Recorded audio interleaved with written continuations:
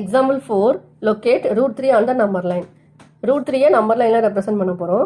அதே same Pythagoras property use பண்ணி தான் இங்கே ட்ரையாங்கிள் ஏபிடின்னு எடுத்திருக்கோம். இதில் ஏபி வேல்யூ 1 யூனிட் எடுத்திருக்கோம், பிடி வேல்யூ √2 யூனிட் எடுத்திருக்கோம். நமக்கு ஏன்னா √3 வேணும், அதனால தான் நம்ம இந்த மாதிரி எடுத்திருக்கோம். அப்போ தான் நம்ம ஸ்கொயர் பண்ணி நமக்கு 3 வரும், √3 கிடைக்கும். பித்தாகரஸ் ப்ராப்பர்ட்டி படி in triangle ABD AB square plus BD square equal to AD square.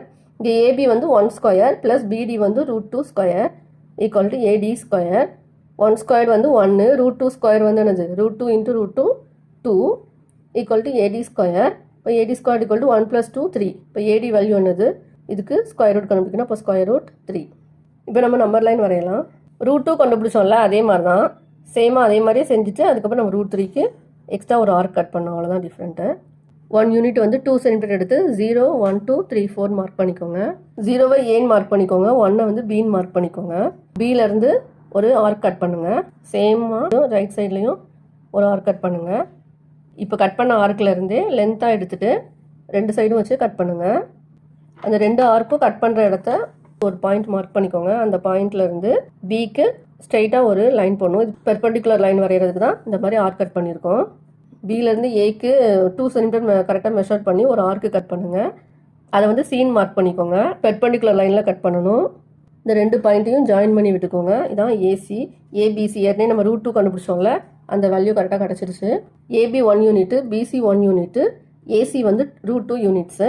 நம்ம இப்போ √3 கண்டுபிடிக்கணும். அதுக்கு ஒரு ஆர்க் கட் பண்ணணும். அதுக்கு இந்த √2வை மெஷர் பண்ணிக்கோங்க. அதாவது ஏசியை மெஷர் பண்ணிக்கோங்க. ஏசி வந்து √2. எதுக்காகனா இந்த பிடி வந்து நமக்கு என்னது √2 யூனிட்ஸு.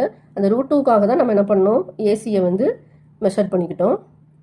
ஏசியை மெஷர் பண்ணி அதே சேம் பெர்பெண்டிகுலர் லைனில் பியிலேருந்து கட் பண்ணிக்கோங்க.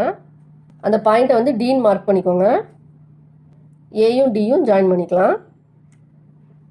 இப்போ இந்த பியிலேருந்து டி வரைக்கும் உள்ளது, பியிலேருந்து சி வரைக்கும் உள்ளது 1 யூனிட், பியிலேருந்து டி வரைக்கும் உள்ளது √2 யூனிட்ஸ். நம்ம √2 தானே கட் பண்ணியிருக்கோம். பிடி வந்து √2 யூனிட்ஸு. ஏடியை மெஷர் பண்ணிக்கோங்க. ஏடி ஜாயின் பண்ணோம் இல்லையா, அதை மெஷர் பண்ணிக்கோங்க. அதை வந்து நம்பர் லைனில் கட் பண்ணுங்கள். அந்த ஏடியை வந்து மெஷர் பண்ணி டியிலேருந்து ஒரு ஆர்க்கு கட் பண்ணுங்கள் நம்பர் லைனில். அதுதான் √3.